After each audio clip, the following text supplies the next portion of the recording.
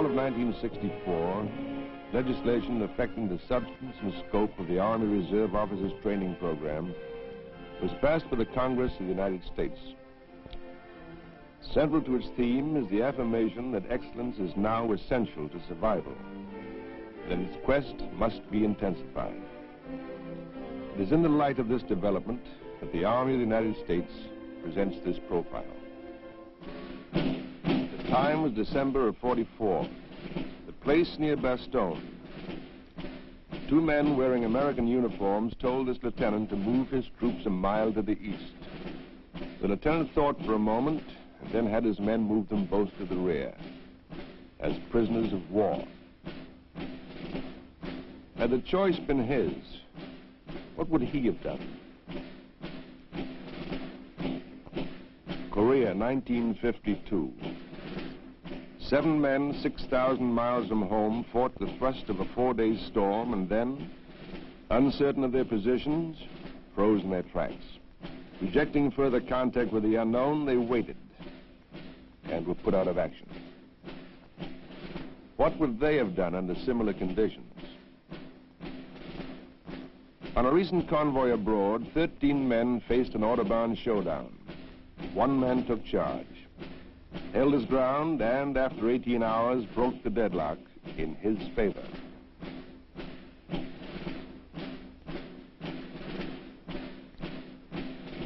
Would he have done the same? This is Indiantown Gap Military Reservation in Pennsylvania. These are college students. And this is their prologue to leadership.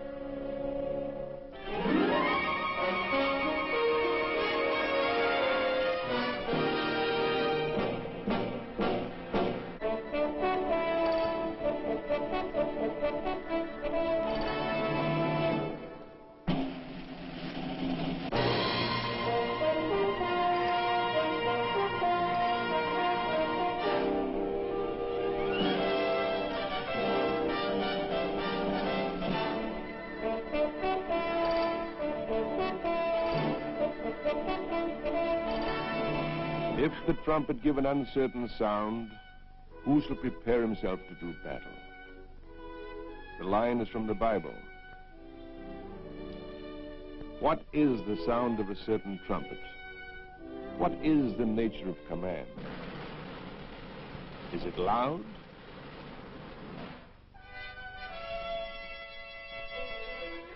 Or hard-headed? Is it decisiveness? But what is a decision made of?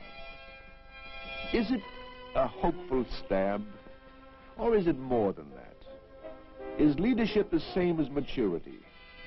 But what does maturity mean? Can it be faked? Is it flexibility or endurance?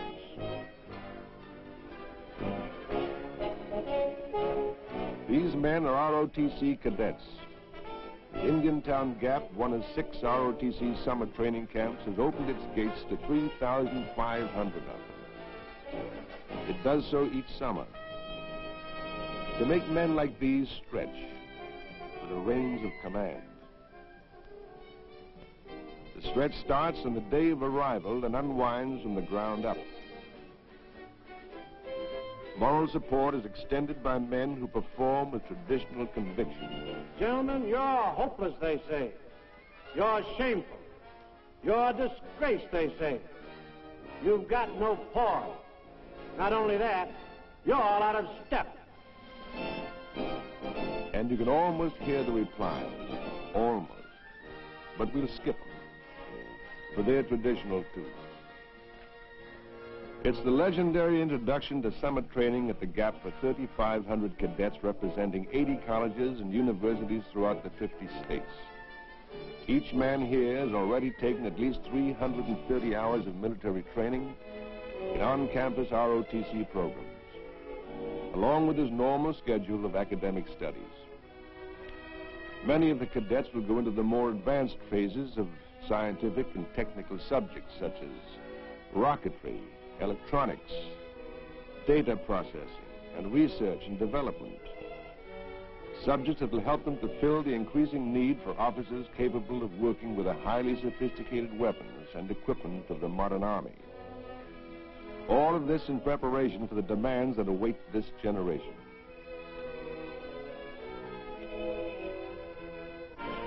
Much of the manner in which those requirements will be met can be seen right here at this summer camp.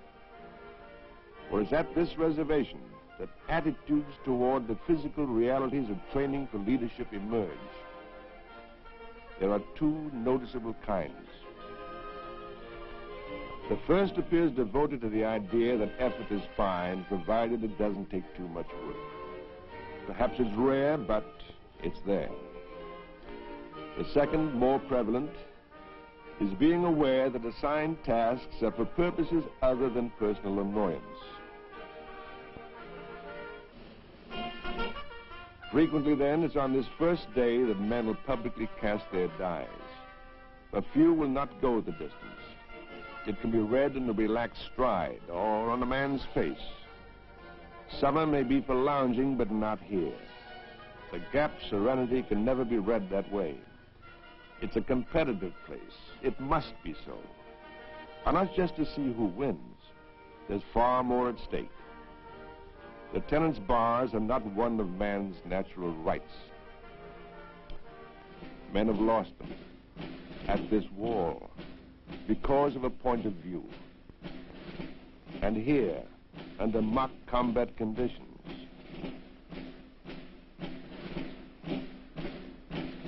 they've been lost on this ground.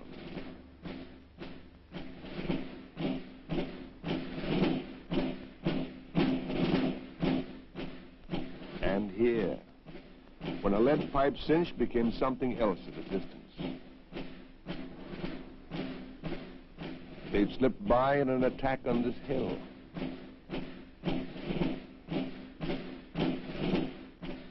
When the approach to the whole notion became foggy.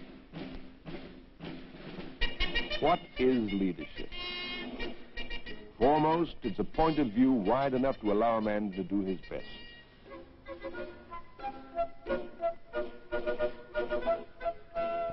The afternoon of the first day is marked by the work of settling in, the snap of commands, new voices, and the casual pace that always surrounds. It is always deceiving.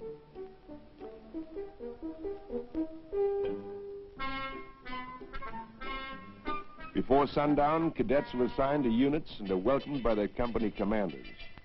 Companies go to full strength with 200 cadets, 49 to a platoon, 12 to a squad.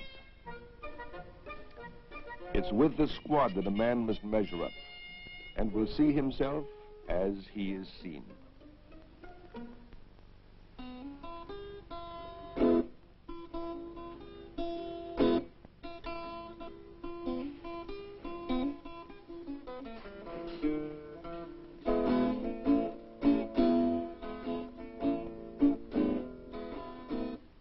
A prologue to leadership requires such a setting, to allow men to sound their brass, hear it reverberate, and then watch its effect.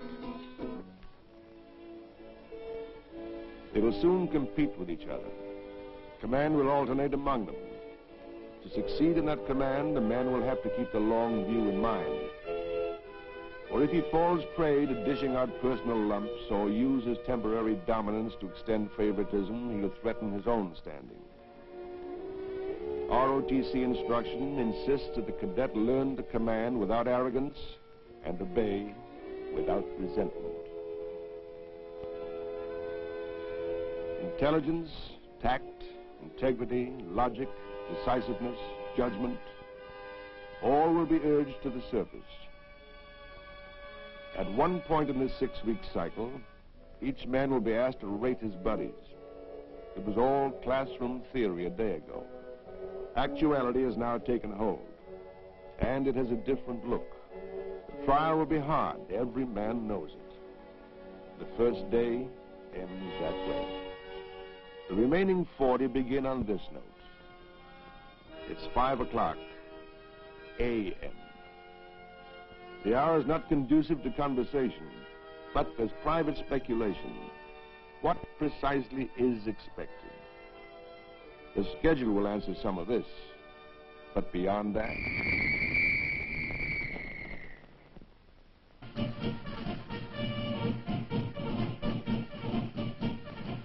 The second day at Indiantown Gap provides a number of fast clues. The atmosphere is different. Strict discipline is imposed.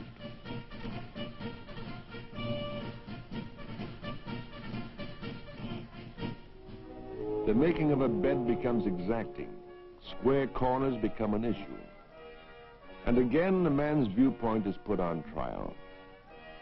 Is there a sign of resentment here? Or there? Is there a man around who feels he's too far on in years to do it this way? Or will it be done as it should? What is leadership? Perhaps it's a sense of proportion. The agenda is a restless one. It's meant to be. The problems of combat are never charitable. Commanders seldom enjoy margins for meditation. The candidate, therefore, must begin to tread the thin line that is leadership's tightrope. He must resist being goaded into making snap judgments. He must also reject the urge to turn his back to the clamor that's bound to surround him. Now, let's see. Don't fire until you have the target lined up in your sights. Your weapon has an effective range of 500 yards and a maximum reach of 10,560 feet. That's 20 yards shy of 2 full miles. It has a muzzle velocity of 2,800 feet per second and can fire better than once every 2 seconds. Don't get distracted and don't jerk the trigger. Squeeze it. Concentrate. Leadership. It must include the ability to reason when a man can't hear himself think. And then doing well those things he must one day ask others to do.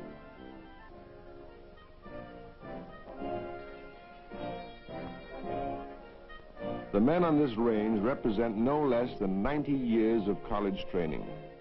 The prognosis for their future indicates that many will move to the front ranks of whatever careers they choose. And the ROTC program will be due some of the credit. The facts are that more than 100 general officers on active duty today have taken the ROTC college curriculum and summer field program. 10% of the members of the 88th Congress have faced these targets. 24% of our state governors and 28% of a selected group of business executives earning between $100,000 and $330,000 a year have also been a part of this scene. Perhaps more happens here, more than is obvious. Men who've dealt with theories must see them work. That's what happens here. Leadership is an awareness of the actual touch and sound of things. It's a thing called persistence when a goal becomes soft and elusive. It's stability when an objective won't be pinned down. It's a memory for facts. Gentlemen, this item weighs 2 pounds, 5 ounces. You'll overcompensate without knowing it. It has a muzzle velocity of 830 feet per second. The weapon will buck, but don't anticipate it. The cartridge weighs 234 grains and is heavy enough to stop a moving target no matter where it...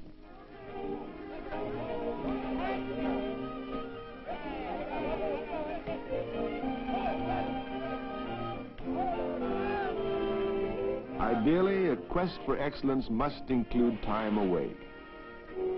Dedication in the pursuit of an ideal is one thing, obsession another. For it has a way of fencing in a man's view of the world. There must be room for this kind of reflection.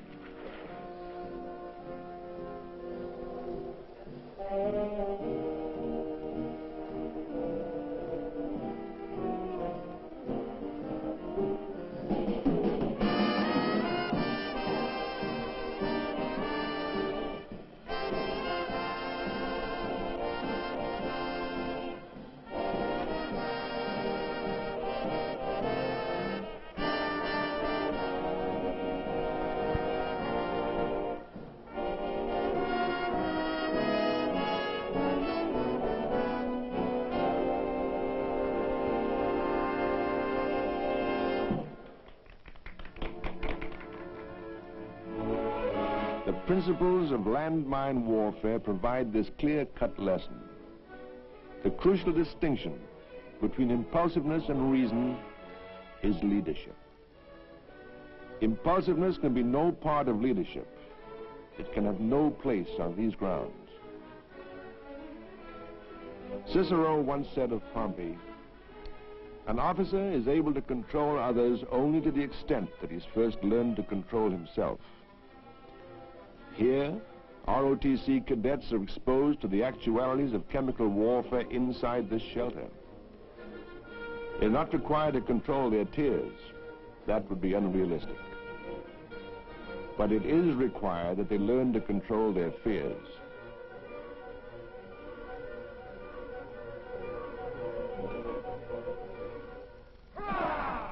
This hasn't changed since the days when Cicero made his pronouncements. The uses of the bayonet must still be taught. Men who would use them against us are still in business. A 6-day week can close on that thought.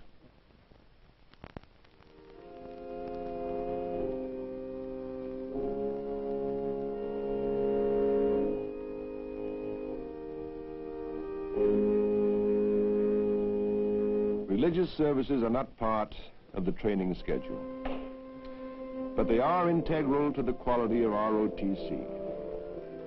And men attend them at Indiantown Gap. Involvement here, though always personal, may take on an added awareness of the cause which these men are now bound to protect. If the trumpet give an uncertain sound, who shall prepare himself to do battle? Certainty comes not only through an awareness of facts, but through an understanding of people. This is bivouac at the Gap. A short period in the field in which each man will go through the paces of things learned before. He'll also face men of a crack regular Army unit who'll deploy as aggressors. This man's certainty will depend upon his awareness of those in his immediate command. Who is dependable? What man here will drag his feet?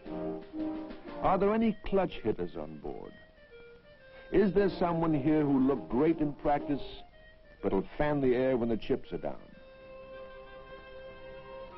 If he's given command, he must know what others think of him, and still be able to use that knowledge. He must distinguish lip service from sincerity. He must be sensitive to the prevailing mood, and then make it work to his advantage. Certainty is a prime sinew of leadership. It goes to those who can read between the lines on other men's faces. At a glance, map reading is deceivingly simple.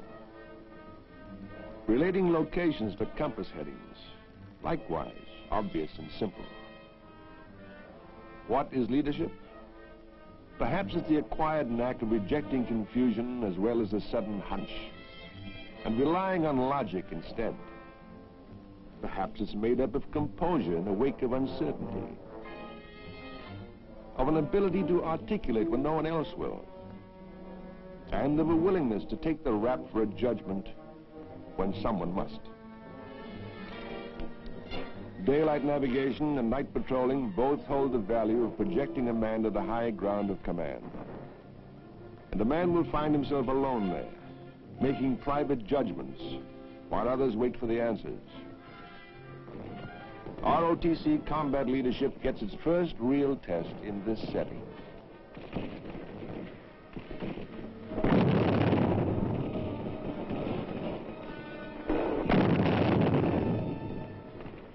During this exercise, in which a rifle squad goes into an attack, not only are awareness, judgment, logic, and endurance brought into play, but also a capacity for organization and for the systematic control of that organization.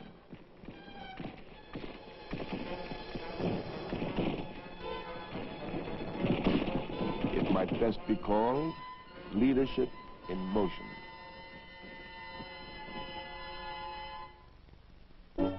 The introduction of heavier weapons normally occurs during the 5th week of the cycle. The 81mm mortar is presented. Gentlemen, the mortar you see here is a smooth bore muzzle-loading, high angle of fire weapon. Its maximum range is nearly 2.5 miles. It speaks with authority and is deadly accurate.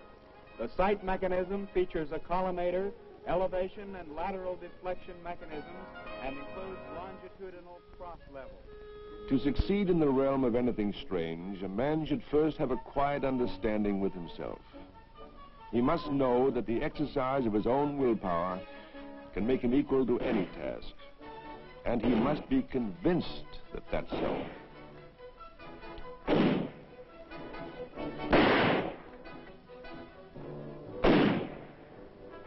ROTC has in its ranks and in its history people who fashioned that conviction into historic deeds.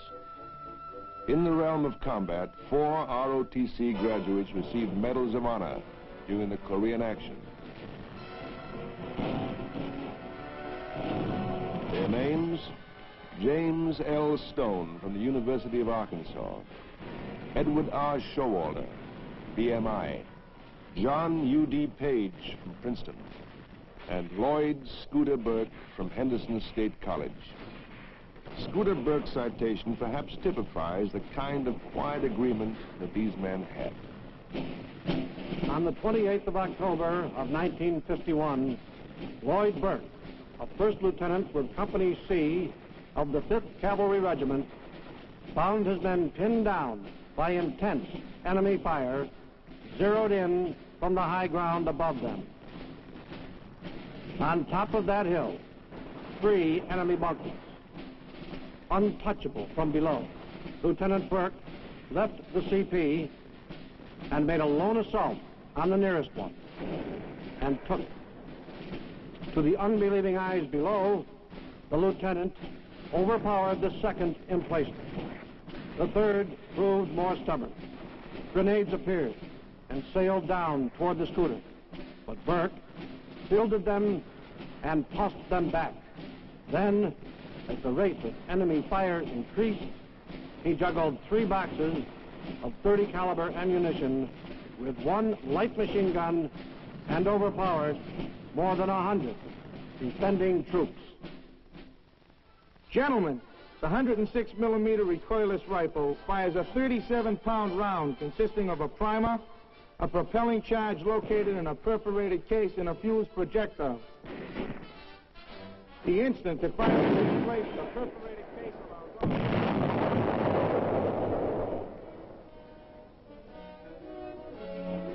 Leadership is that quiet understanding of the relationship between willpower and achievement.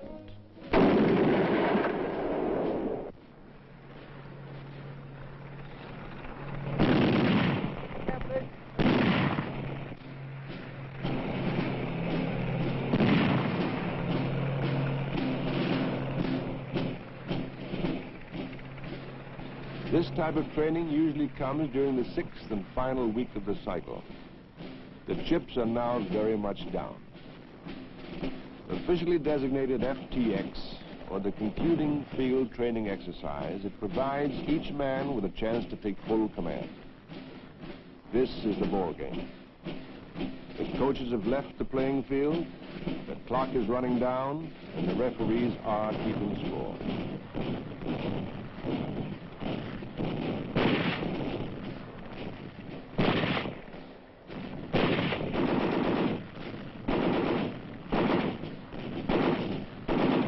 Theories and tactics are now pitted against individual judgment and reason, against a man's memory and logic, against his persistence and stability. They'll try his fears and sense of proportion, press his awareness of others and of situations around him. They'll rattle his willpower and shake his resolve. And if those qualities hold, then the forecast for a future of responsible leadership will be good.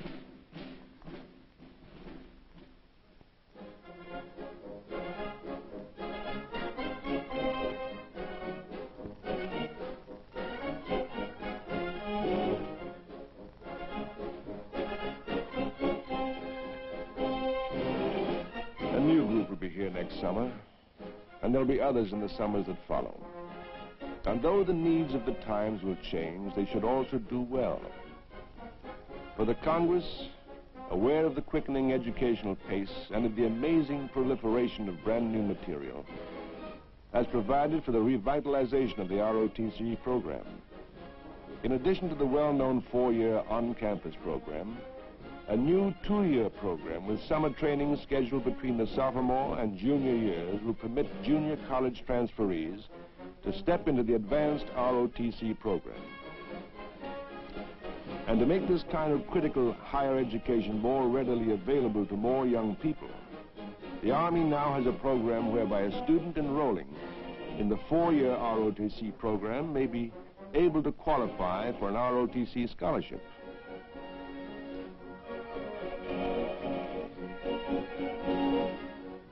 What would these men have done in Bastogne and Korea and Berlin?